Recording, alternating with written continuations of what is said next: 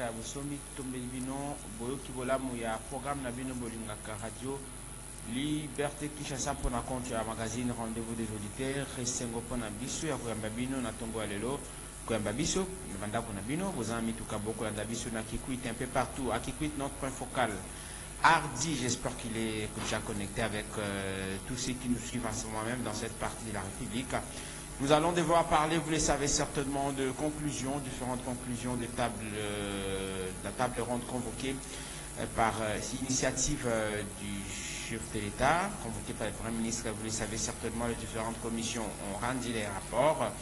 Nous allons devoir parler de cette situation, de conclusions et recommandations ici des travaux de la table ronde sur l'état de siège seront transmises au président de la République, Félix Tshisekedi, pour que ce dernier lève une option sur l'avenir de cette mesure exceptionnelle instaurée au nord Kivu et en Ituri. C'est le chef du gouvernement Jean-Michel Samalukonde qui l'a dit lors de son discours à l'occasion de la cérémonie de clôture, c'était mercredi, le bidon 16 août 2023, Torobet Alisolo Yango, avec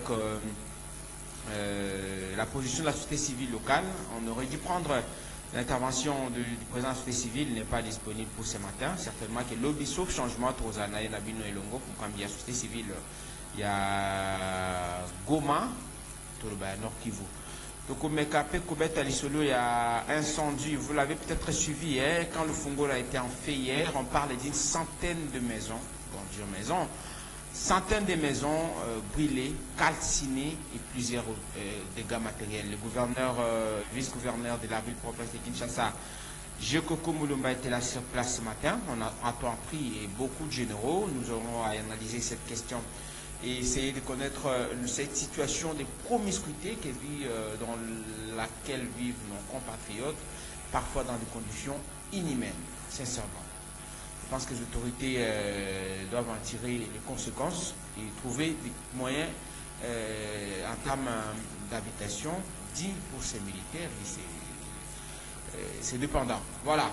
Bandeko Balandi 082 33 33 749 082 33 33 749, voilà le numéro à standard Nabino pour bien gaper pour repérer makanisi na auto to prévoir le lot la sujet Nabino na tongo ya lelo. Entre temps, il faut dire que le chef de l'État Félix Tshisekedi Tshilombo séjourne déjà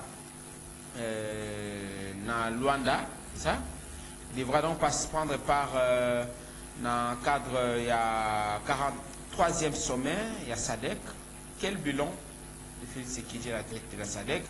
On y reviendra demain avec dialogue selon l'accord cadre d'Addis Abeba. Je pense que le membre de l'Union des Républicains, vous en avez mis le bis, sauf changement à dernière minute, mais on attend la cérémonie, sauf changement à dernière minute. C'est prévu pour aujourd'hui, hein, parce qu'il est présent hier. Probablement, avant la fin de l'émission, la rédaction donnera cette décision quant à ça. Voilà. Ndeko Merle, vous mbote na yo. Mbote ndeko bonheur, mbote na ba Kongomani nyonso, mbote na équipe mobimba ya Rallye CCTV, na ba auditeur nyonso ba Rolanda biso, mais tika na cadre ya biscuit na ngana lo balikambo moko. Tope mibale ya liboso na zolo balikambo ya situation ya RTNC. Na RTNC bazwaki makambo ya francophonie, nyonso bayebi. Bayokanaki bakofuta bato $250 avant. Agent. Ok. $250 avant, $250 pendant. On a 10 jours. Ah, $250. Il a 10 jours, oui. 10 jours.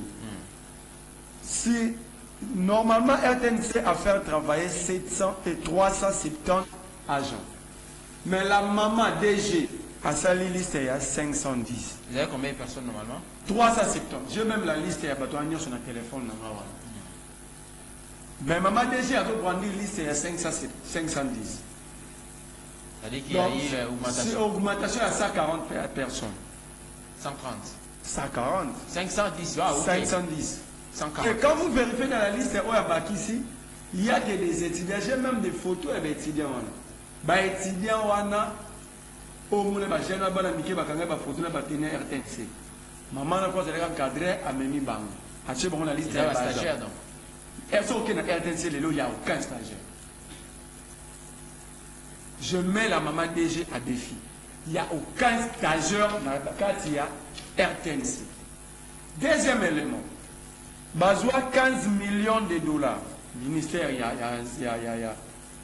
a communication dans RTNC. Baké ko pesa ya mon agence sur bazobenga AIFC. Ils ont géré dans le Sud-Africain. Mais j'apprends. Agence soit les années. Ce qui est ma technique, il y a la télévision. J'apprends que le propriétaire, c'est l'un des dignitaires ici. Et c'est ces 15 millions, aucun matériel il y a dans la RTNC. Le matériel, c'est la RTNC. Autre image, il y a scanner, il y a échographie. Et ça, matériel, vous tapez si il y a mon francophonie. Alors, quand vous avez déjà reçu le matériel à francophonie, remettez l'argent de 15 millions. Est-ce qu'il y a un problème? Est-ce qu'il y a débat? Entre-temps, ça fait 8 mois. Prime à l'agent RTNC, ça fait beaucoup de banques. C'est beaucoup d'argent pour tous les agents, c'est pour les 3200 agents RTNC. C'est toute l'étendue du territoire. Voilà.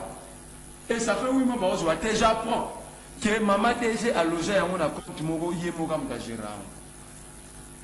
Elle arrive, elle fait ça, elle engage 60 personnes, dont 3 chauffeurs. Il chasse les 3 chauffeurs au matériel de matricule. Le Wassal va commettre parce que c'est matriculé dans l'État. Batuna RTN, c'est pour Matagrade, il faut 3 ans. Mais cette dame, elle se retrouve là, Batuna Maramo va au gradé. Banani Matuna. Baza 60. Abengana Mama Odia, donc premier niveau secrétariat. Atia secrétariat Moussous. Parmi les chefs, direction secrétariat qui gère Maman Odia. Alors, la direction finance. Nasi Odia. Alors, la direction finance. Ba financier wana ache batuna ba wana batria libanda ça peut ça bango misala mususu ça là ça bango misala bon ça pendant que baza ba agent à l'état matriculé payé par l'état yo moko ko mona e le quoi kongomani le belé qui tenga na mona été ngana na besoin monité photo tika habitude wana te ils comme habitude te habitude ani na lobi hein donc mona mutu posa na musala est bien ce qu'elle fait là elle le fait sciemment et en âme et conscience elle n'a pas besoin de moi bon so ga bengo pour na prise avec son aïe. Soit il a fait sa version, atindaki de amuna lobaka on est en mova kurutu na opol to soa, atindaki mutu. Aya kosala droit de réponse mais mutu wana a tapé totalement à côté. J'attends que la maman aya la liste. Il y a 510 wana pour découvrir qu'il y a des étudiants, il y a une FASIC, aya la biso 60 personnes à Chewana. Bako au gradé nangani. Ala biso j'apprends encore qu'il y a loi qui 15 bis à raison de $500 par bis. Tokenda pour kunda bibemba wati. Louer Transco, 10 espèces de vie journée, allez, quand la francophonie, mais à louer 15 bis, $500 par bis, fois 15, fois 10 jours. Mais dans le ballon,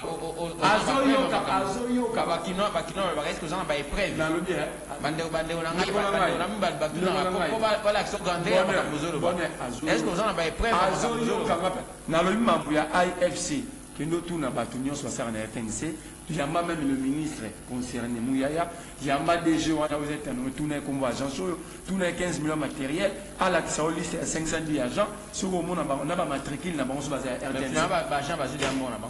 Et puis à Foutaraga avant, ouais avant déjà $50 à Liboso. Francophonie si là, il y a pendant et après non là c'est bango va pendant après. Mais Azam vivant cette idée mamnazo le baba RTNC ba Hollanda. D'accord. Merci beaucoup. Merci de Comerley vous. Je rappelle que dans le studio, tout le monde de Comerley, na maître Cédric Biengele Bongongo. Je vous précise ça pour raison d'équilibre. Certainement que vous remarquerez que dans ce studio, nous n'avons que de Comerley vous qui a répondu favorablement à notre invitation. Jusqu'à ce matin, on n'a reçu aucun message du concerné pour nous dire qu'il est indisponible. Voilà. Donc, nous avons fait notre travail en appelant le 2 sons de cloche. Vous ferez mieux de me supporter comme ça avec un seul son, c'est dit indépendamment de ma propre ou de ma bonne volonté. Voilà. Bandeko Balandi 82 33 33 749. C'est parti, nous allons analyser les sujets tels que nous l'avons évoqué tout à l'heure. Tout le Bama Matali, état des sièges. Mais bien avant, un petit mot par rapport à Ndeko Félix Sekedi, nous l'avons dit, il est arrivé mercredi à Luanda en Angola pour participer, je l'ai dit, au 43e sommet de la SADC. Il assistera d'abord à la réunion de la Troïka cet après-midi, aujourd'hui donc je l'ai dit. Zamkololelo, bel et bien, et qui abordera les questions de paix, de sécurité et de stabilité en tant que président sortant SADC. Alors, ça symboliquement flambeau dans l'homologue Naé, Laurenceau, lors du conclave qui aura lieu, donc c'est jeudi. Le président Tshisekedi profitera de cette occasion pour présenter le bilan de son action à la tête de l'organisation. Là, on attend, on peut encore se réserver, savoir, parce qu'il faut dire que la RDC, notre pays, a de grandes attentes envers ces institutions régionales. En juillet dernier, la SADC a convenu des modalités du déploiement de ces troupes dans l'est de la RDC afin de rétablir la paix et la sécurité, conformément aux résolutions du sommet qui s'est tenu à Windhoek en Namibie le 8 mai dernier, malheureusement.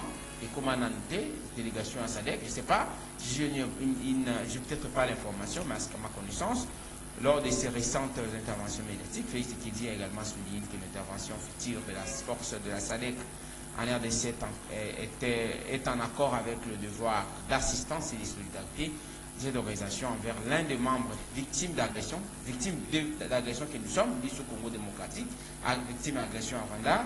Le déploiement de cette force dépendra toutefois de l'approbation de la République démocratique du Congo. Mais apparemment, la RDC avait déjà approuvé arriver là-bas. SADC. On parle brièvement de ça en attendant tout un discours bilan de la présidente Tshisekedi, là il y a remise à flambeau.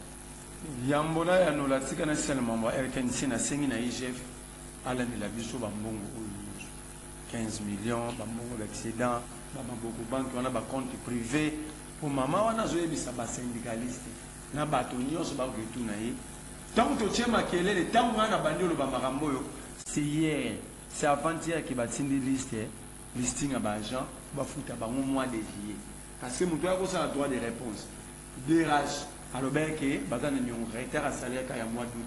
Or, en réalité, na jié no ba fouti ba monté. Et tant on a la lobby yango, ne DG a tindi listing na comité na ye na FN Bank. Parce que pour vérifier na FN Bank, liste année komaki kaka lobby. Ma conseil bazan. Ils ont combien d'agents? C'est ensemble de la République, c'est 3200 agents RTN Sazana Bank. Donc, bas stagiaire bazan en quantité. Bas stagiaire bazate a augmenté de bas stagiaire na liste pour la francophonie. Merci beaucoup. Et à Joël Sabato, il y a Yoka Kaka président. Ça veut dire j'ai déduit ici que Makamwa doit ça les président dans le team. Il y a lobby à Yoka Kaye. Si on a lobby à Yoka Kaka bonnet, ça veut dire maman on a ça là en concertation, en délibéré na bonnet pour le langage naïe. Tout me raconte des détails. On est en tout cas on a la très serré.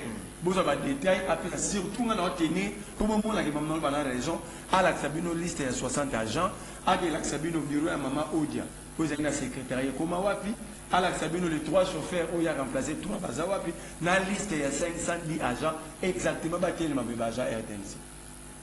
D'accord. Mais au moment où on a soukanango et comme une menace. Comme la menace pas mango à kokara débat, pas kokara marambo qui. Mais c'est déjà procureur que moi je suis prêt à répondre, pas déjà les listes. D'accord, c'est pas un problème. Aux Congolais, ceux qui m'ont sur le bungi, aux éléments nécessaires pour tout le aboutissement et enquête, et qu'on sungaka, et qu'on le pomme sur les amis. D'ailleurs, la place on va menacer là. On a ok des.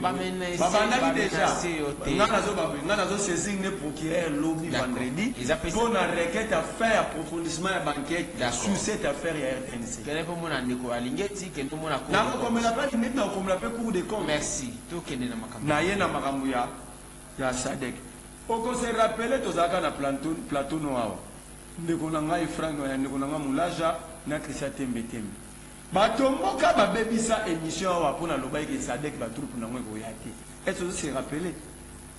J'avais dit que le ministre des Affaires étrangères, Christophe Lutundula, avait informé le président et d'autres membres du gouvernement pendant le conseil des ministres que les secrétaires exécutifs de SADC informaient qui est Bakoya n'a pas troupe ya SADC Awate pour plusieurs raisons. 1. Ils ne veulent pas coaliser la force régionale. 2. La force régionale réclame beaucoup de dits à l'État congolais. Tant que nous retournons, l'État congolais n'a pas soda la force régionale, n'a pas gagné. Parce que c'est clair, aucun pays a des citoyens pour que le pays moussous. Ils ont conformément à l'accord. Oui, accord Ouana. Quel est l'intérêt à pays Ouana?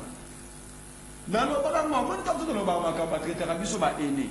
Oui, tu l'as qui a mon. Ceux qui l'ont fait, c'est parce que Félix Tshisekedi finira par partir. Même si vous allez avoir le pouvoir, j'allais finir toujours par partir. Mais le pays est aussi qu'à la gare à place ça et les institutions vont continuer. Mais dans le cadre de la continuité de l'institution, pour régler l'affaire, tout le problème, la force régionale de la EAC, il faut y avoir en amont, dans la politique internationale, il n'y a pas d'amitié. Il n'y a pas de loyauté. Il n'y a que des intérêts. Et ces intérêts passent par les rapports de Fox. Bahebi Sabisouti. Dans le plateau noir, bataille sacrée, mission débat ici dans la quai des poissons. Parce que, il y a la vérité. Mais le loba tout point, il y a un moutaloba et un mouti. Félix Tshisekedi a couru le bagnon. Le président lobby, déploiement à la force, il dépend de l'approbation. La RDC avait donné son approbation. Hollanda, même Patrick Mouya, il y a un briefing. Hollanda, ministre de la Défense. Hollanda, Batoutou. Comment est-ce qu'un gouvernement peut annoncer la population de l'Ikambo, oh, il y a d'accord, il y a un concret. Donc, Félix va nous dire que le gouvernement congolais est moins sérieux. Mais ça n'a rien à voir. Le président Tshisekedi a dit aussi que Isumbuka nous avons une grande attente envers l'institution régionale par rapport à l'autre cause. Tous les victimes, il y a agression. Que Félix a souffert de crise de leadership, de vision. Adalaki Mukonzi à l'Union africaine. Est-ce qu'il a réussi à convaincre les Africains? Parce que c'était lui le président. Il a convaincu qui, sous le plan diplomatique, pour soutenir Bissou. Pour porter cause de Bissou. Adam Okonzi a comité communauté économique des États d'Afrique centrale. Alors on est Memeli Bissou. Quelle est la vision du président de l'institution qui diriger pour que le Congo ait tiré des dividendes? Rien. À commune à Sadek, quelle est sa vision? Il y a Congo au niveau. C'est-à-dire ici, Félix a rejoint ma responsabilité. Il dépense l'argent de l'État congolais, mais au finish, le Congo ne gagne rien. Bilan, Union africaine, zéro. Bilan, communauté économique des États d'Afrique centrale, zéro. Bilan, SADC, zéro, parce que les Congolais n'ont rien vécu du concret ou des congrès, dans le cadre d'institutions hautes. C'est très gravissime lorsque vous vous engagez et que le pays ne gagne rien, ni sur le plan sécuritaire, ni sur le plan économique, ni dans les relations internationales. Je crois que le but est là, conclusion. On met la mise au bilan. On met la mise au bilan, il faut les arrêter. Maintenant, on va avoir compartiment par compartiment. Où est-ce que le président a réussi? Voilà. Jaloux. En fait, en réalité, le Congo aujourd'hui, nous devons comprendre que nous sommes seuls. Nous devons travailler sur nous-mêmes avant d'aller chercher à l'extérieur. Pour que nous puissions voisins de la terre, il faut que nous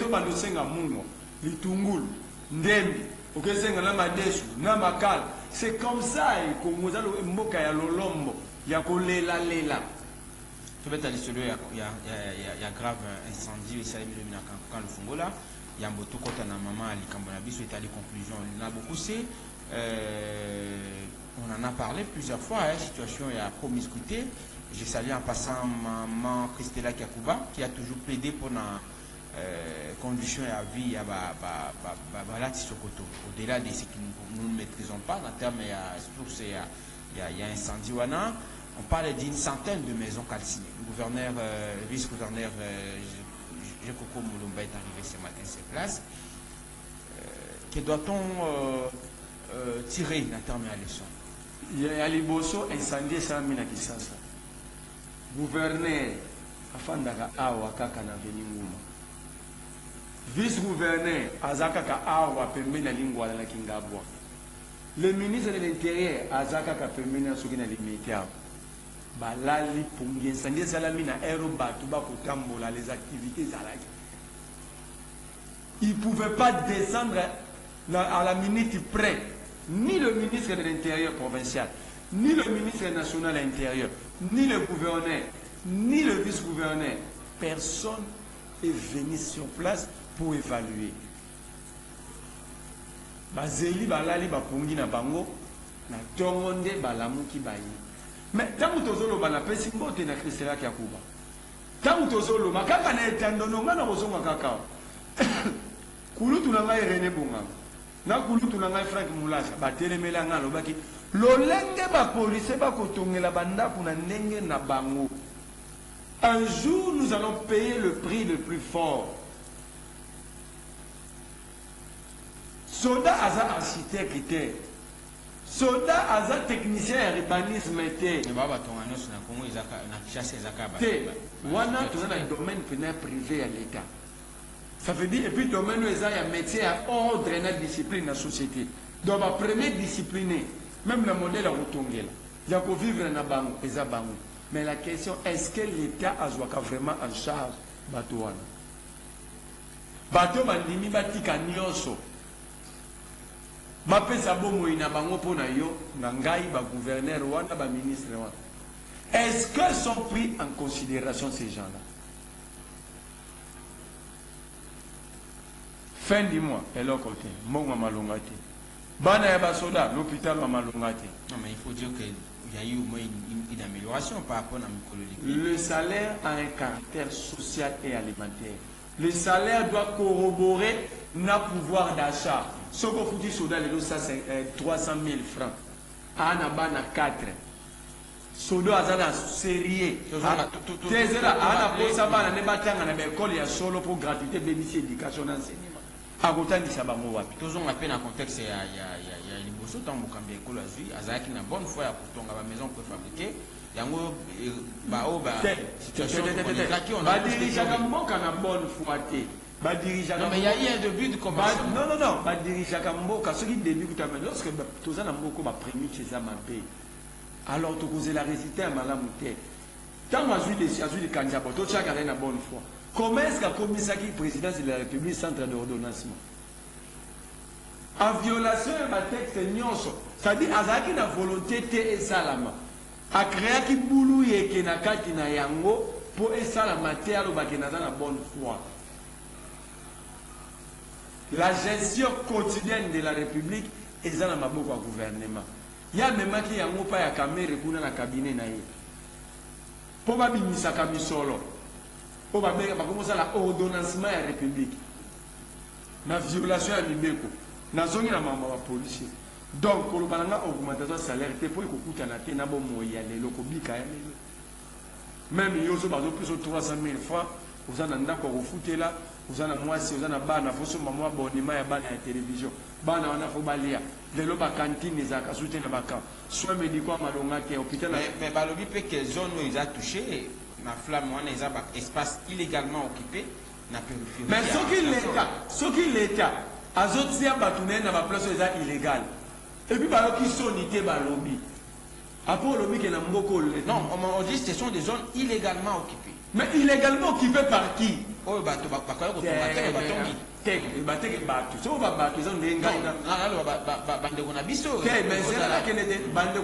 policiers. Quand on a la police, ils ont représenté l'État. Ils ont parmi les piliers à l'État. Ils ont les citoyens lambda. Tant que vous avez un gars qui est là, qui est misiko yo, bakoko tongate. Ah oui, ils ont mis makambo état mais justement, quand vous mokonzi général Blaise Kinimalima, tant que vous avez la police na bakan, parce que le plus grand camp est la police ya Congo. Tant que vous avez la kabango, na ministre intérieur, na mona kambalele qui a quitté la école à Kan Fungula. Tant que vous avez la monaki, hier tant que mokonzi ya bango, amilobe la Guinée. C'est ça la grande question. Il ne faut pas attendre que Badegaya pour le Bagazana qui illégalement. Mais il faut quand même féliciter le général Blaise Kilimalimba. Il est. Dans cette situation. Non, je dis, par rapport à d'autres secteurs, on parle notamment de la situation entre Kasséry et Lelo, il y a eu une atténuation sensible. Mais il faut dire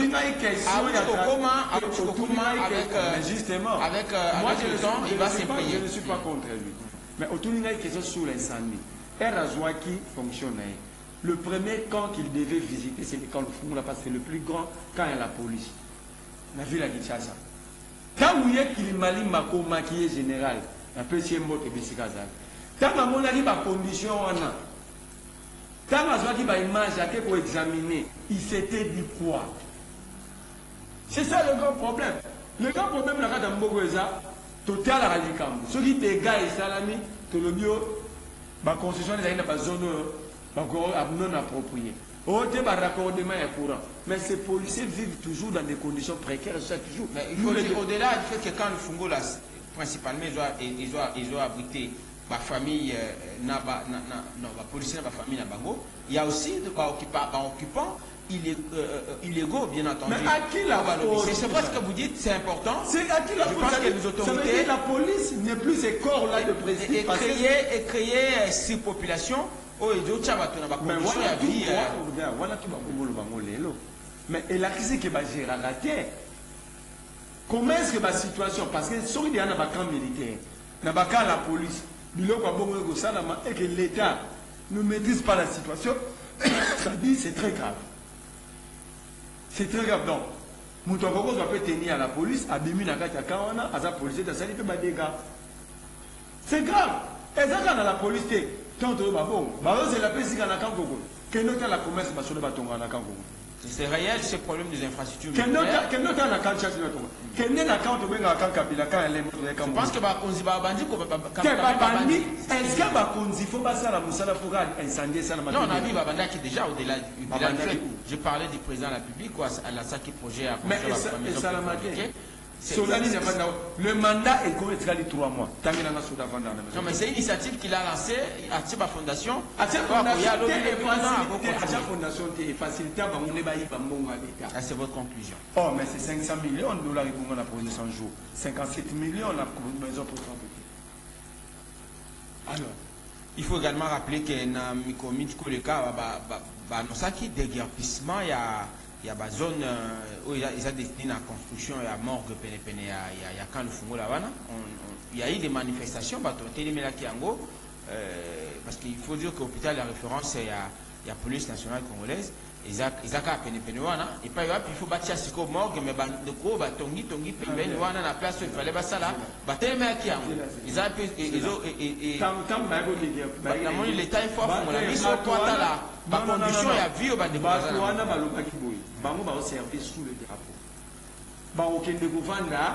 nous avons évoqué le problématique à salaire. Si on fout la police 300 000 francs, vous les chassez du camp. Le problème du policier, c'est qu'on fout de la tête là qu'on a cité, parce que les salaires, la charge familiale, ne lui permet pas. C'est 150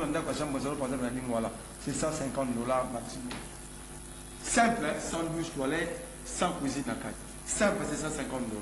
Maintenant, un policier qui a 300 000 francs, c'est moins de 150 $. Alors, lorsque vous voulez les chasser du camp, pour policiers, à commencer sans abri, vous trouvez ça normal. Il devait commencer par construire d'abord ma maison, ma habitation, des maisons décentes pour les policiers, parce que nous ne connaissons pas bonheur. La police, l'armée, ce sont des corps de prestige de la République. Lorsque ces décors est abandonné et négligé, cela prouve à ces gens que... pas dire qu'ils sont abandonnés, ils viennent d'être dotés, vous l'avez vu. Non, est-ce que l'armée est... La démonstration des forces, ça vient avec les temps. Ceux qui ne pas qui doté, va commis doté. Il faudrait voir aussi l'effort et la gouvernement. Dans 5 ans, une seule dotation en tenue. Non, je ne veux pas dire une seule. On en a vu 2 fois maintenant. Non, 2 fois. Plus, hein? Non. Une fois, mais différentes sortes à tenue. Différentes parce que oh il y a un chikatana, il y a un deuxième tour.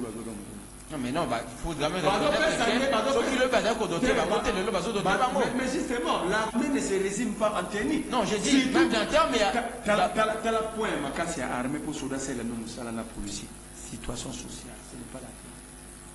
Mais le président a promis que Félix attend dans la complexe scolaire la promesse et la qui combien de fois la mot. Mais non, mais il faut dire, avec changement à bâtiment, on va présenter. Il faut signaler aussi que la police, sous Félix, la police n'a jamais été dotée de tenue. Le policier n'a jamais reçu de tenue. Sous Félix, c'est ce qu'il Apparemment, c'est corps, Félix ne les connaît pas. Non, mais il ne faut pas dire ça. Mais c'est ça, en fait, parce que ceux qui basent améliorer la situation. Au petit policier et militaire, tout ça, c'est un moto technique. Mais le policier a 3 000 francs, il ne sait pas nouer les débuts du mois pour la famille. En quoi c'est c'était? Non, mais d'abord, dignité ou non. Dignité, soldat, ça vient. Policier congolais. Et je vais pas à pas. Policier congolais, même en Bourganzela, excellence, pas passer 1 000 francs, 2 000 francs. Militaire congolais. Alors, on aborde le dernier sujet. On prend beaucoup d'argent à la République pour d'autres choses. Dans un voyage, dans un vocabulaire entre nous, dans un détournement. Là, c'est vous qui concluez. C'est la vérité. Toujours un dernier sujet d'ambition, mais Matali, table ronde. Le Premier ministre l'a dit lors de la conclusion. Les conclusions, il y a différentes commissions, y compris ça, Madame la Présidente, il devra lever une option par rapport à la situation. Mais le gouverneur militaire de l'Ituri, Luboya, Kachama, a déclaré qu'il est prêt à céder ou à remettre les banteurs à commandement à la civil. Je ne sais pas, maintenant là encore c'est un problème. Est-ce qu'on va faire recours à la commissaire spécial comme on l'a connu sous Kabila? Est-ce qu'on va rétablir les gouverneurs qui étaient en fonction, les institutions, les dirigeants qui étaient des civils qu'on a remplacés avec les militaires hier? On ne sait pas.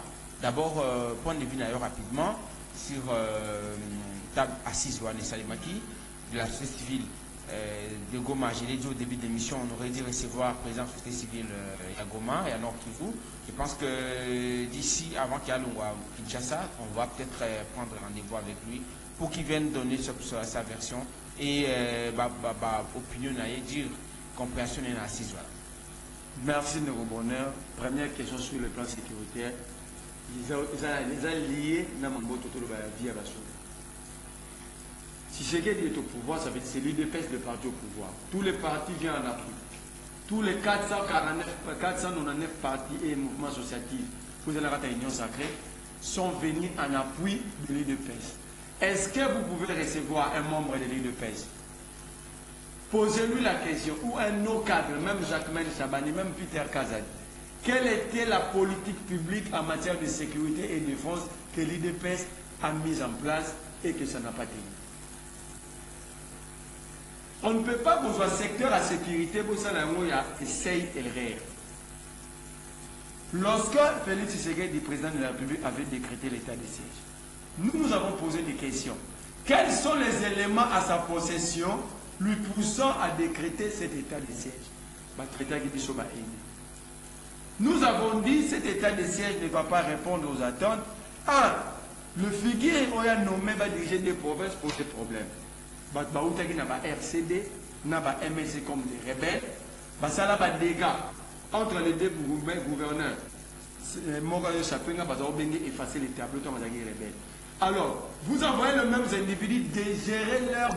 Si vous voulez vous remettre sur la table la situation, il y a des dirigeants à Bissouillon, on ne saura peut-être pas en sortir. Mais justement. Je pense qu'ici, ce n'est pas question de parler des individus. Tout ça plutôt projection. C'est la raison pour laquelle je n'ai pas refusé de pointer tel. Dans notre cas, dans la casting. Tout ça plutôt projection par rapport à la casting, il y a un peu na attente autoza qui n'a pas de siège. Non. Moi personnellement, déjà départ. Pour la bénéfice parce qu'il faut dire que l'état de siège a m'a bêté. L'objectif est. Après, Mwangatoutou par exemple l'a arrêté sur l'état de siège. Attention. Et ça dit. Attention. Mwangatoutou a été accusé par un groupe rebelle. Donc la source pour un État, un gouvernement sérieux, c'est un mouvement rebelle. Alors est-ce que l'État qu'on peut nous dire qui est en contact permanent, qui reçoit ces informations pour le compte du gouvernement, c'est un mouvement rebelle? Ça aussi, oui, mon gars, c'est mauvais. Moi, je condamne son activisme. Mais est-ce que, oui, c'est Bissou, n'a pas un contact dans le mouvement rebelle? Parce que le source c'est une source rebelle. C'est gravissime. L'autre fenêtre, c'est que c'est mis. Pour cet enrôlement dans la zone d'insécurité, il a dit travailler avec des groupes rebelles. Donc ici, il y a une forme qu'on a une maladie. Quand on a même des FDLR, moi je rapporte ce que qu'on a une maladie. sous la table ronde. Bon, ça la table ronde, mais FDLR, Nakatia. Garde républicaine. Vous laissez des territoires au Codeco, au groupe rebelle, vous pouvez officiellement exploiter la mine. C'est vous qui déclarez. Non, j'ai dit ce qui tournait dans la. Oui, ce sont des propos qui ne peut-être sera pas approuvés. Hein. Mais il faut pas faire. Corneille Namba, c'est un acteur majeur de la scène politique congolaise. C'est une personnalité. Il ne peut pas être donné des leçons. Non, qui maintenant peut être donné des leçons parce que Tshisekedi lui-même, il ne peut pas aussi être donné des leçons au regard de tous les détournements que nous avons assistés. Lui aussi n'est pas modèle. C'est pas lui qui a détourné. Et ceux qui ont détourné, non, pour la plupart. Non, Bakangi Bamou me fait. Bakangi Moutbati Najidi. Alors, le président nous dit que c'est sérieux. Selon de Merley, ça n'a rien à apporter. Ça n'a rien apporté. Pourquoi? Parce que l'objectif était d'éradiquer l'insécurité. Est-ce qu'aujourd'hui nous allons dire que l'insécurité est éradiquée? Plutôt l'état de siège a accentué l'insécurité parce qu'aujourd'hui, les Zambiens occupent une partie à Tanganyika, dit le Félix Tshisekedi Nedimou. Les Zambiens. Vous êtes un grand journaliste, allez-y.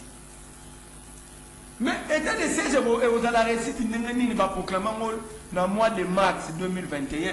Bazou Bisso va territoire, 22 localités et cités dans 2022. Donc, une année, 2 mois après proclamation d'état de siège, nous avons besoin de territoire sous l'état de siège et dans la province où ils sont sous l'état de siège. Est-ce que le président a eu tort de décréter état de siège? Il a eu tort. Quelque part, lui-même avait reconnu qu'à un moment donné, on mettra une pause pour faire essayer d'évaluer la situation. Il fait pause à la fin de son mandat. Dites-moi, dans 3 mois, il a fait un mandat. Parce que moi, je ne dirais pas que Félix aura un second mandat. Je ne vois pas comment est-ce qu'il aura un second mandat. Ça, c'est pas vous, c'est la population. Oui, moi, je fais partie de ce peuple-là. Justement, ça c'est votre. Je fais la lecture. Ça, c'est ma lecture. Je ne vois pas en quoi. D'ailleurs, ma lecture, mais ça peut être aussi communautaire et générale. Pourquoi? Parce que le président nous avait dit, excuse, tout jugé était dans le secteur Moussoussou. Arrêter le mandat naïe, ce qui a restauré paix dans l'Est. Or, il n'a pas restauré la paix, il a plutôt déporté même la paix. Et comme il n'a pas Kwamoutou, n'a pas Tanganyika, partout.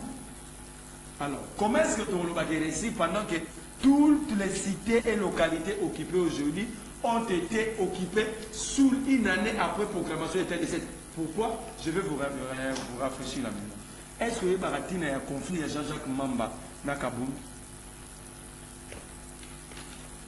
Tant qu'on va proclamer état de siège, conformément à l'article 85 de la Constitution, il a fallu que la Congrès voter la loi portant modalité pratique d'application de l'état de siège. Parce que c'était un état exceptionnel, ça doit être encadré. Je dis que la loi. Kabunda les gars na radio top Congo. Alors bah qui va le Congrès a besoin de 12 millions de dollars. Que Kabunda jusqu'aujourd'hui n'a jamais prouvé.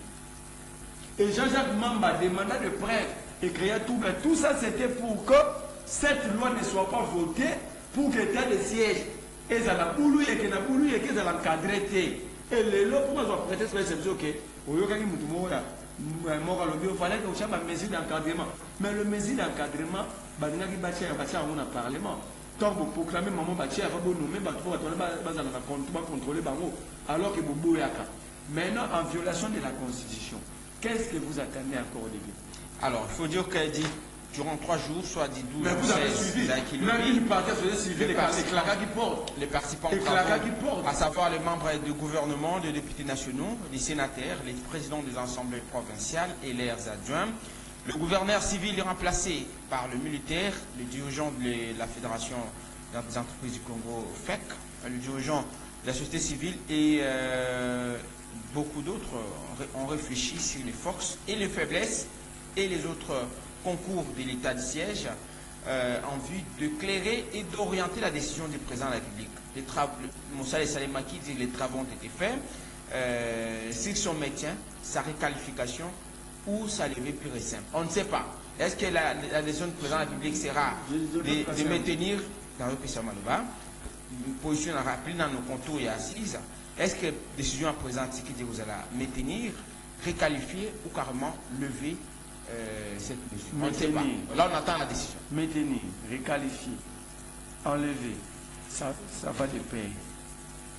Parce qu'à ce moment même à Longoliam, qu'est-ce que le Congo aura déjà? Parce que vous dites que le gouverneur civil qui a remplacé le gouverneur militaire il est prêt de rendre établi. Mais il doit d'abord nous faire son bilan. Il n'a pas géré une boutique, sa boutique. C'est trop facile. Quelqu'un qui a géré une province de la République et parmi les provinces la plus riche, il vous dit je suis pas à rendre établi. Non, c'est trop facile. On prend les interventions. C'est pas votre télévision. Alors vous notez les points qui choquent. Toujours appel à Bandeko.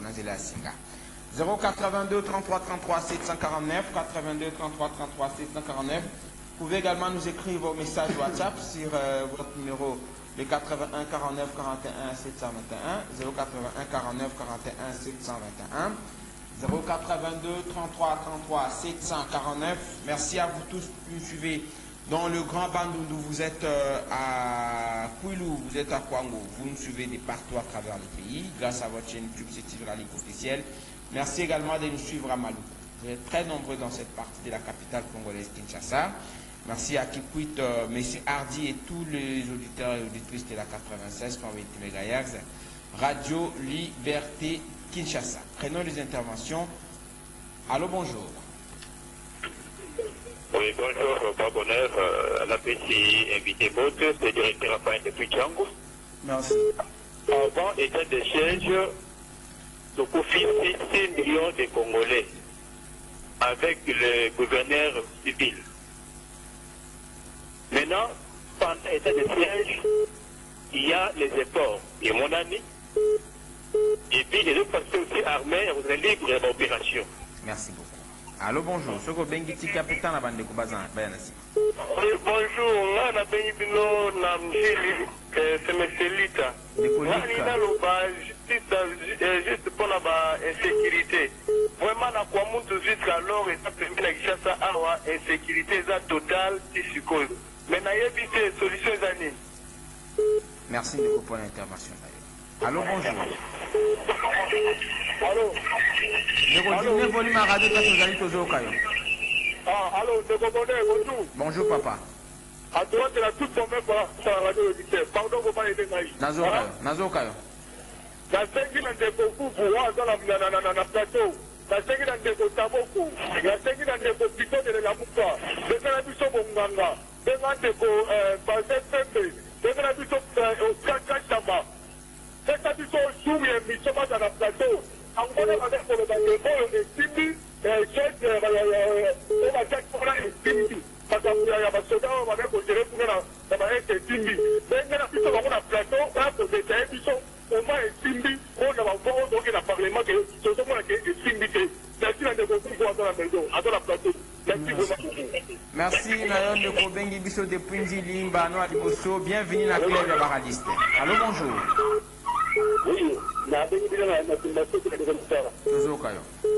La PC Marley, par rapport à la position, il y a le cas de ce que bien sur le bagage de dire, le président de cette militaire va passer privatiser dans une monde à écrire le gouvernement.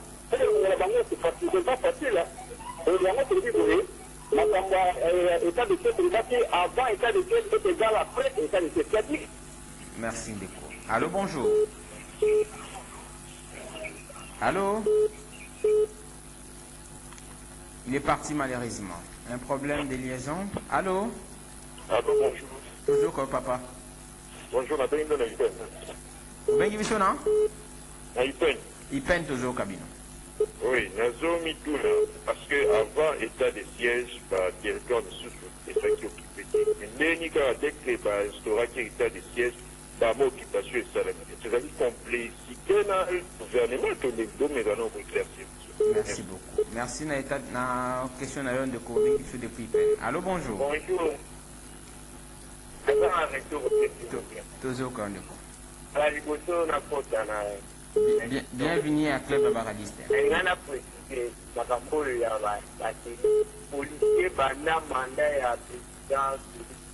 Policier n'a pas tenu à ta bon côté. Il y a un bateau qui a été.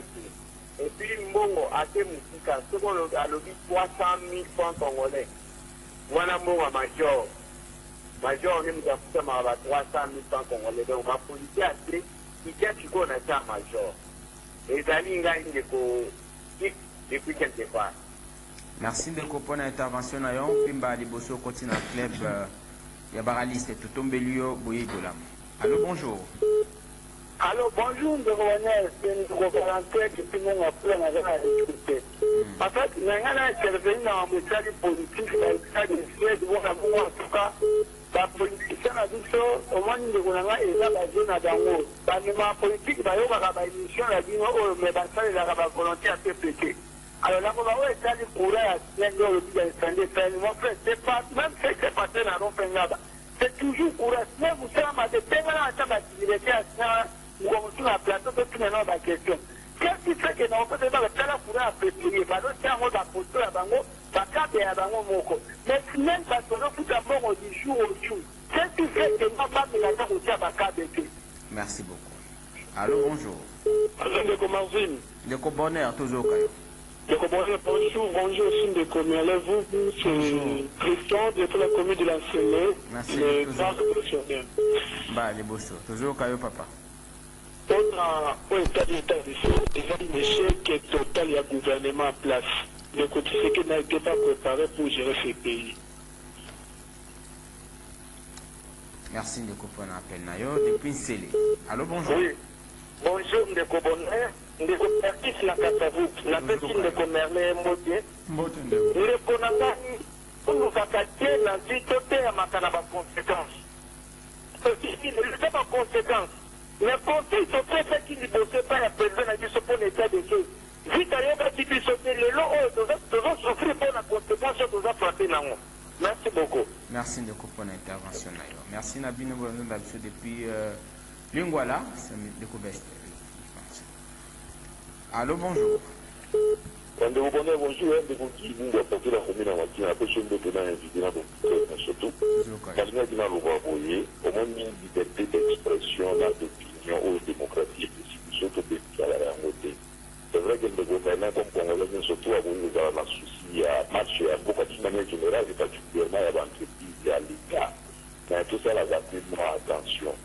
Parce que ceux qui l'État établit pour se référer à l'instance compétente, il y a la médiateur, nous sommes à la responsable à FNC, c'est-à-dire imputation de Majak. On va mettre au monde. Voilà. On a l'état de siège, les activités au monde qui sont congolais à l'état de siège, ça date de l'état de siège. Je ne sais pas la statistique qui a production d'importation à 30 ans. Allô, bonjour. Oui, oui. Toujours comme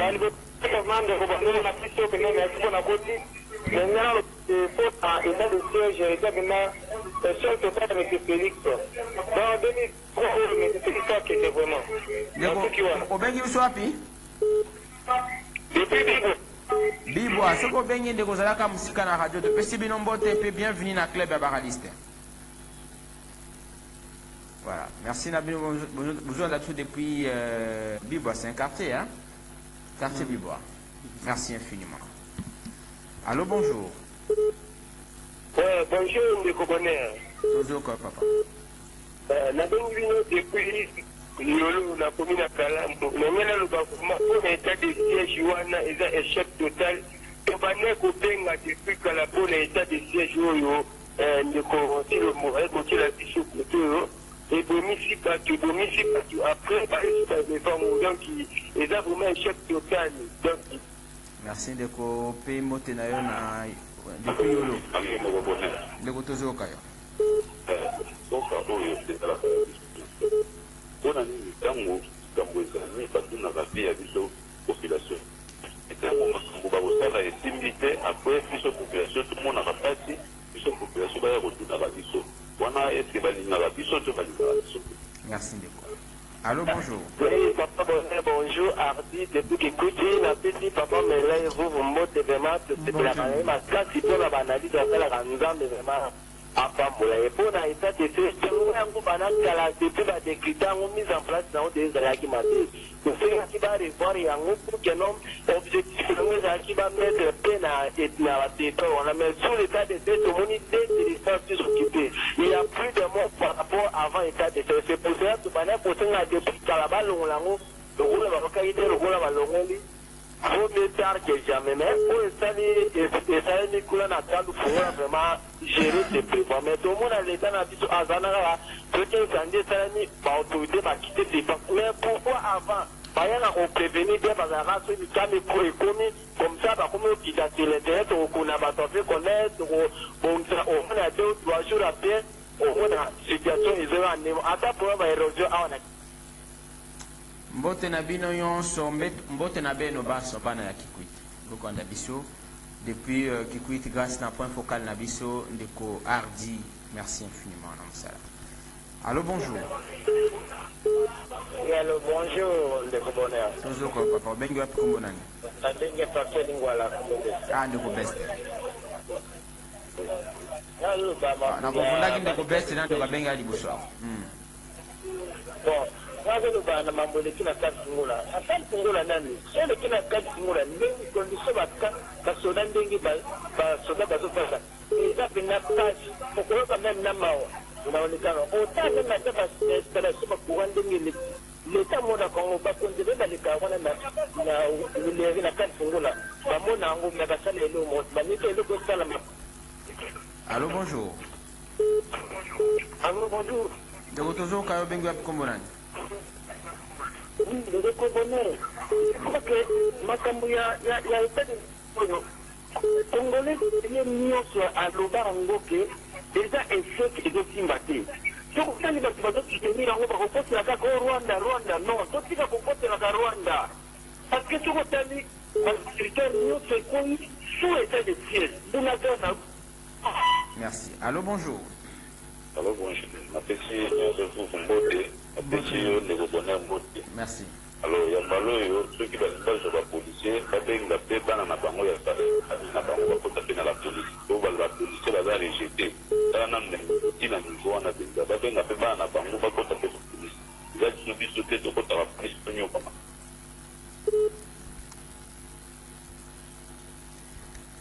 allô, bonjour. Saturation réseau. Allô, bonjour. Alors, nous avons bien de fréquence, contribution évacuée. Comme on dit, l'état de choses n'est échoué, les amis peuvent pouvoir la place échouée. Donc, dans le Moulano, tati kabate on a vu chez RSMA évacué librement. Et puis les deux, pour que l'on découvre pour les canards, et puis il y a quelqu'un ils apprennent à épingler, ils apprennent à dire. Oh là là là là là là là. Donc, on a tant de comment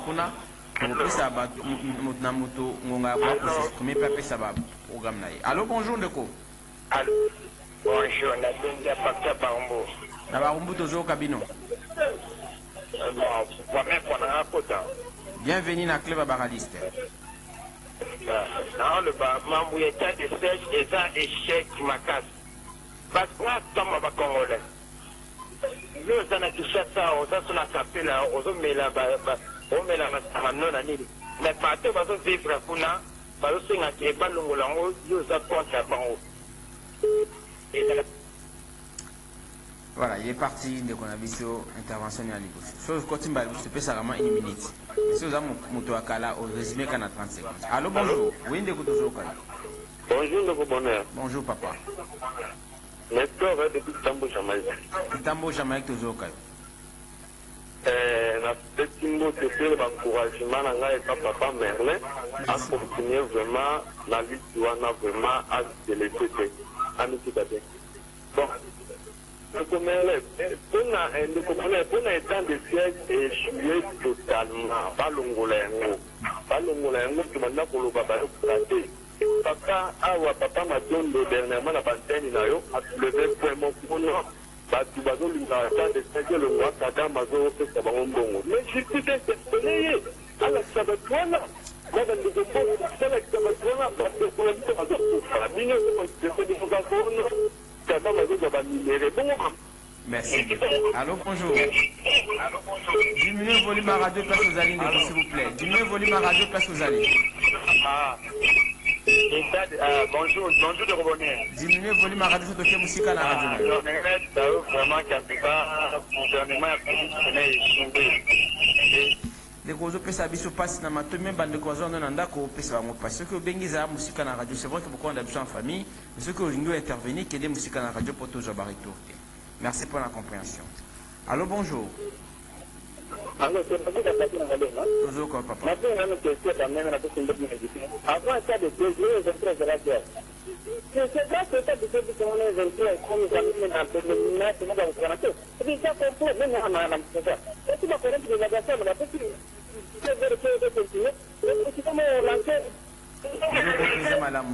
Allô, bonjour. Allô? Oui, nous toujours Kayo. Bonjour, papa.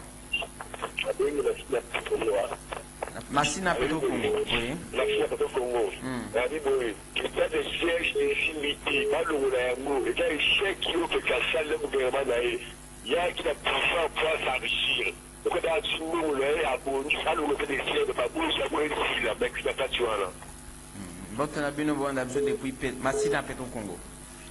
Bote na maître Eli Panzo. Babé za fief na tiré nai. Allô, bonjour. Oui, papa. Oui, il y a des gens qui ont oui. Pour installer l'état de Dieu, ça va être la priorité. Et comme il faut échouer pour la Goulango, ça comme il faut faire la table ronde. Non, parce que vous n'avez pas partagé et c'est quoi on a pas de chose. Pour pouvoir pour que l'on dise la bango. Bango, ça n'est pas responsable. Vous pouvez m'accompagner sur la carte de motif. Parce que pour la côté, on va tout mettre mon côté. Et comme il faut la Goulango, allô, bonjour. Allô? Vous êtes en direct de la radio Liberté Kinshasa. Un problème de liaison alors. Allô? Oui, bonjour. Diminuez le volume à radio parce que vous allez. Bonjour, Pélan de Volume à radio. Allô, papa, bon, allô? Diminuez le volume à radio parce que vous allez. Le président de je suis désolé, vous avez pourtant habitué à l'émission. Ce que Bengi, c'est la musique à la radio. Allô, bonjour. Nous toujours Kayo. Oui, papa, vous en direct dans la radio Liberté. Kitambo toujours Kayo. Quand on a la décision sur une canopie, ça va prendre le chef. Mais là, il peut pas venir aller. Une table merci. Merci, Deko. Moi, na bâtiment sur bande depuis commune à Kitambo. Vous en avez vélodrome, vous en avez magasin, tout possible nous sommes beauté. Rendez-vous des auditeurs des impartis. Allô, bonjour. Oui, allô, Deko Bonnet, bonjour. Toujours quoi, papa? Ah, Deko Bonnet, en tout cas, ça, pour aussi faire, on a besoin de faire mal. Ah, pour vous, vous avez un client, vous avez un abisso. Ah, bah, tiens, c'est ça, on a tout ça, on a trouvé la faire mal, toujours au cabinet. En tout cas, état de siège, c'est un échec, vraiment, c'est un échec. En tout cas, on a gouverner, on a militaire, on a pas de bambou, on a bambou. Donc, ça m'y va, on peut produire de l'autre côté. Concernant ma cambouille, incendie à quand le Koumoula, c'est un désordre totalement subtil à niveau de la police. Donc, au moins, un civil, à ce côté, à la Kataka, à donc, il y a des babas et bien, dans le raccordement produit, la femme, on a la Kataka, on va voir la nuit. Bon, la pauvre, je vais dire, les sièges, vraiment, c'est un échec.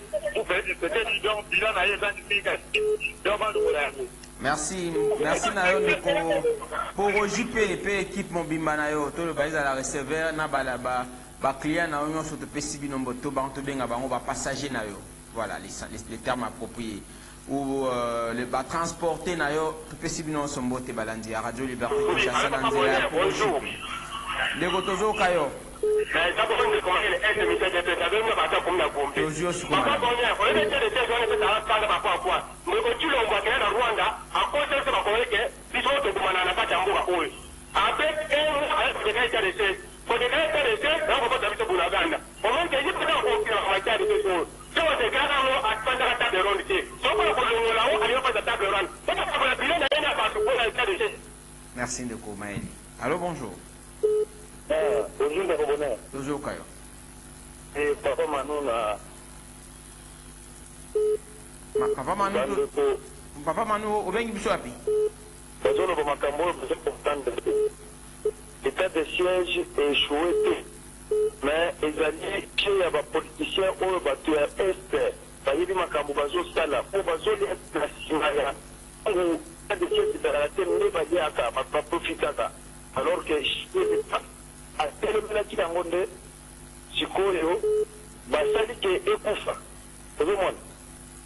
Il faut que ce soit bon. Merci Papa Manu pour l'appel d'ailleurs. Voilà, nous prenons... On répartit 4 intervenants, on a raison à 30 secondes. Au moins que ça a monté à Sika. Si vous avez monté à Sika, on va s'habituer comme ça avec vous. Allô, bonjour. Ah, bonjour, la bénédicité. Oui. On a commis la machine, mais c'est plus tard. Bon, là, il faut m'en retirer un état de siège, tu vas l'ongolango. Tout d'abord, l'état de piège. C'est-à-dire de tirer des projets, va congolais, le Rwanda. Comment le Rwanda, tu l'as commenté. Pas l'ongolango. Mais comme le Rwanda rame, toléré, pour l'ongolango. Et c'est là où le remonte pour que merci beaucoup, plus tard. Allô? Si le moyen n'a pas de ma case. Des coussons bengi par respect. J'ai des auditeurs et auditrices compliqués là. Allô? Sincèrement, besoin de me nabino, ngana innocent. Technicien azomeka. Alors, besoin de me allô? Allô, bonjour. Bonjour papa. Vraiment, na sopenga na aéroport en Nigeria. Parce que la muta na pas de FCC. Bah, il va rater le côté, bah, il va réalité ça de GP, échoué. Bah, il est même pour le logo en côté, bah, il a souka, échoué. Parce qu'on est la compétition à Tshisekedi. Comment Congo la drama est militaire? Non. Oh, la muka. S'il vous plaît. Je suis obligé de vous arrêter. Donc, on a besoin d'un aéroport Yanzili. Ce que Bengi, pour s'apprendre dans la battue, qu'on dure, que le battue, je pense que c'est pas aussi normal. Hein?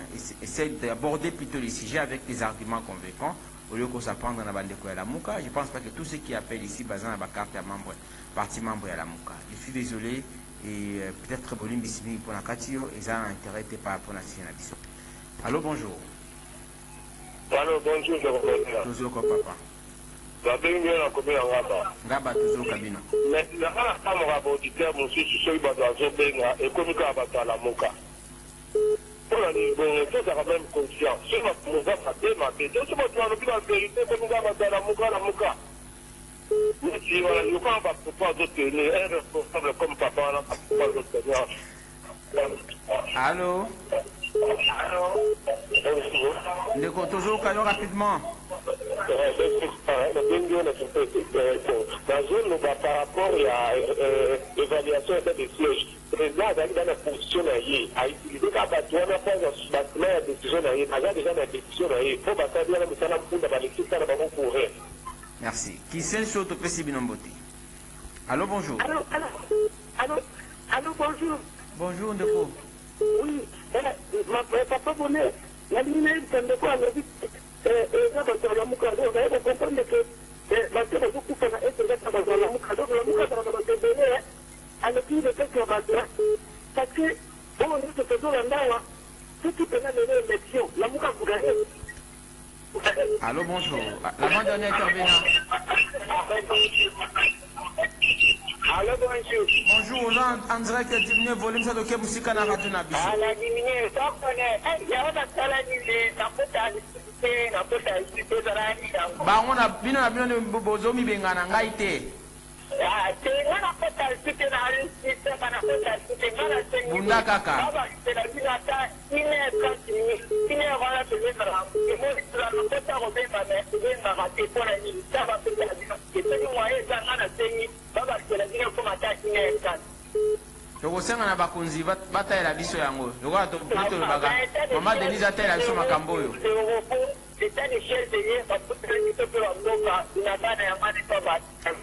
Merci ndeko mpona appel na yo mbano ya liboso j'espère abi akotaka lisusu te eza faute na ngai te o faute ya bino na bino bokomibengana amoni moninga aza na ligne abengani yemba moko akoti bastratège baza ebele bapapa rafael wana etuna bango bamiterrain bakota na ndeni balanzaka 5 numéro mbala moko ezu.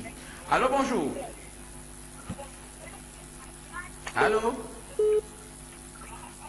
Allô, ndeko.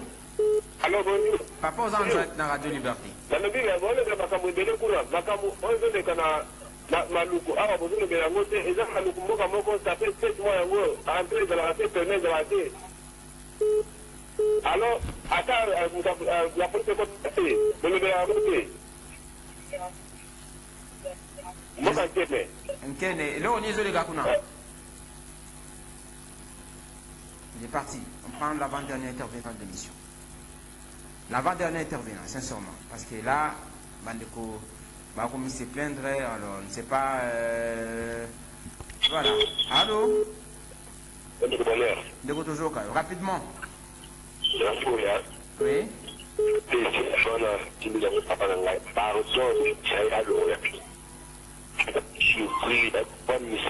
Militaire congolais. Merci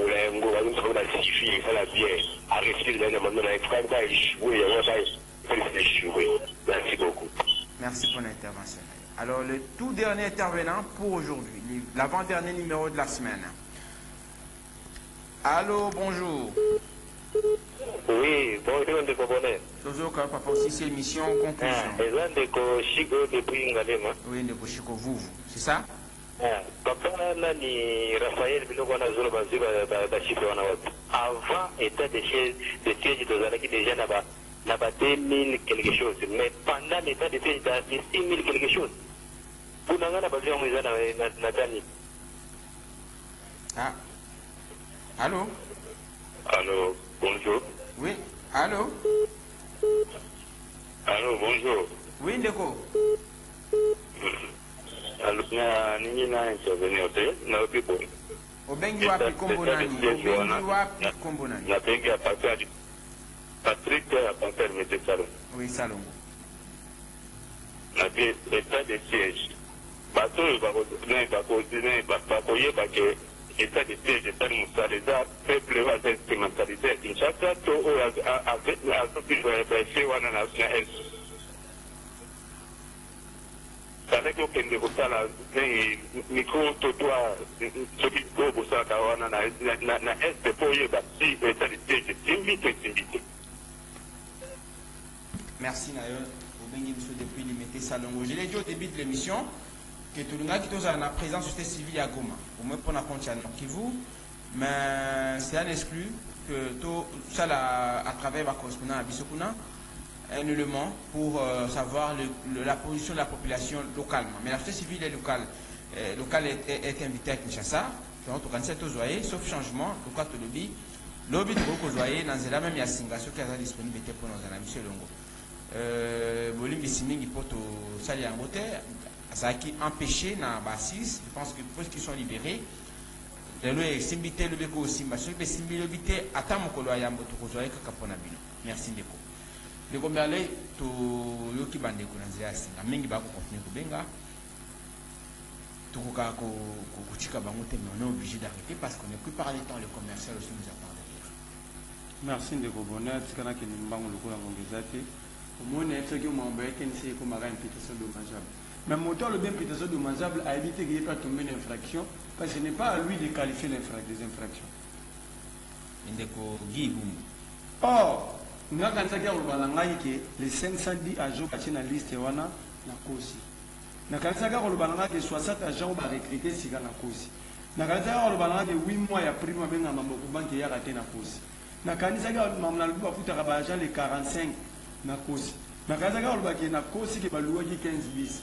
Ça veut dire moi j'ai donné des éléments par faiblesse d'esprit. Balobi des imputations dommageables. Donc dire la vérité au Congo, c'est une infraction. Donc, mon raison pour que Salomon Sadela, c'est la vérité. L'honnêteté. Au Congo, maintenant, c'est une infraction. Mais état de siège échoué, dans le bien, moi, la cité, on a la localité, y compris Bounagana, total, ils ont 22.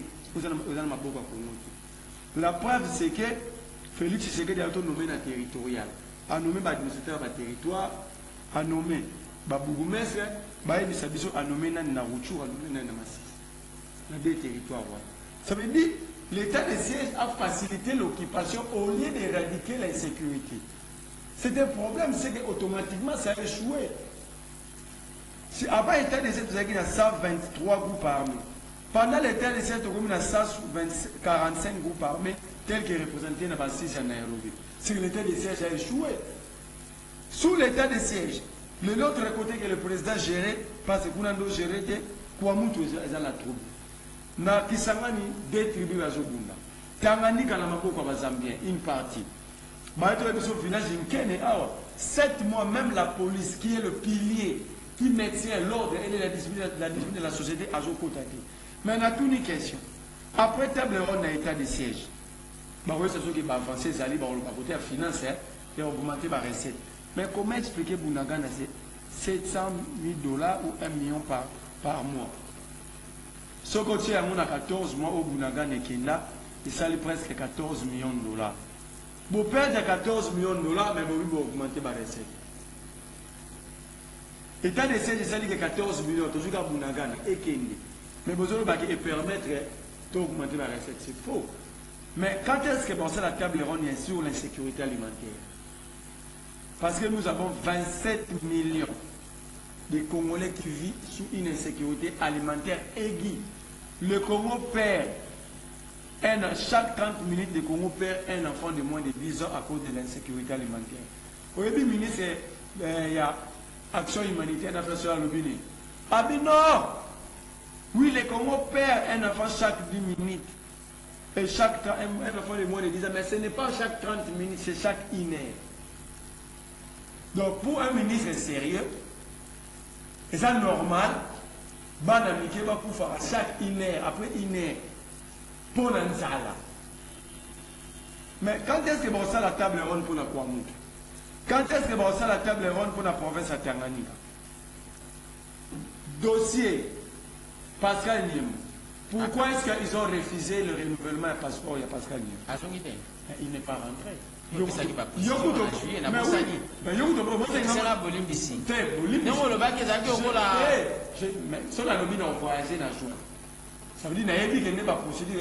ne peut pas priver un citoyen de ses droits. Baboy a renouvelé le passeport. Baboy, tu as un passeport général. Il y a affaires étrangères, il y a l'Assemblée nationale.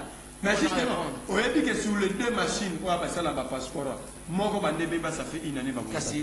Mais où est maintenant le ministre? Gardons la Kenya sur passeport, ça va te prendre du temps parce que tu as la machine moko, la machine fait ça,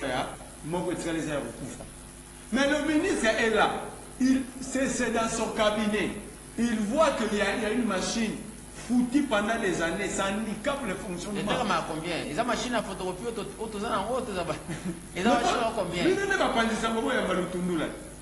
C'est le ministre. Comment machine est bénie une année à mon image à marque et à présent public. Tes présents des images à marque, t'es passé rame et boumaï. Volonté, action concrète. Un peuple ne dépend pas de la volonté du chef. C'est le chef qui dépend de la volonté du peuple. Naëwal, papi meli niembo passeport. Bolobi qui a qui m'a pour aïba. Yozo lobby, juste aux ans, moi je connais des confrères où quand tu demandes un passeport, ils ont le lobe bazar pour moi il y a des bazar de sécurité à besoin. Nazo peut se réponse ma PC l'ambassade d'habiller à cause du passeport. Là c'est Congo. Pour Nanine. Pour la Congolais. Mais là c'est ça la question que nous posons. C'est la question. Mais dossier SKD là, Salomon. Lelo de bakambiso bandate. Babengé na tribunal lelo. Babengé leni. Parce que sur une citation à prévenir. Pour acheter Salomon à faire revolver les associés. Revolver hein, les associés na plastique. Connivence dans un groupe rebelle ou dans un numéro officier rwandais na citation à prévenir zaki. Babandaki yote ba perquisition ba kutika ka ba mikanda na yemo na compte. La carte à coffre fort na moko bakuti na mbongo mo bango balobeza monta moko dérisoire ça veut dire que mo ya boko kangela mo mutu ya tinate et raison bazwi sikolo babi pona nini bakengela ka pangu na ba FARDC mais kabuya tamula na ba police na ba FARDC Bernard Kayumba député Union Sacrée même pour rapporteur il y a Union Sacrée atamula na ba pema FARDC. Je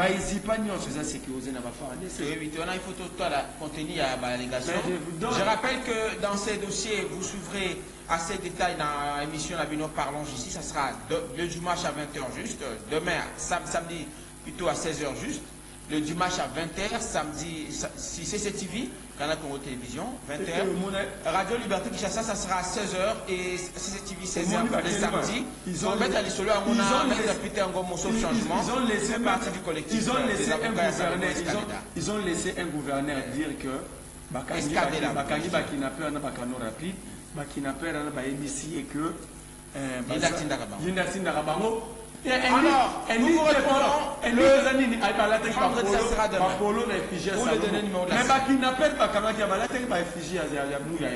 Merci Bakaima Tokutani Lobby. Merci de commander pour la présence.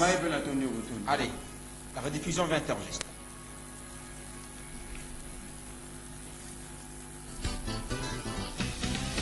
Les rendez-vous des auditeurs sur la 96.8 MHz.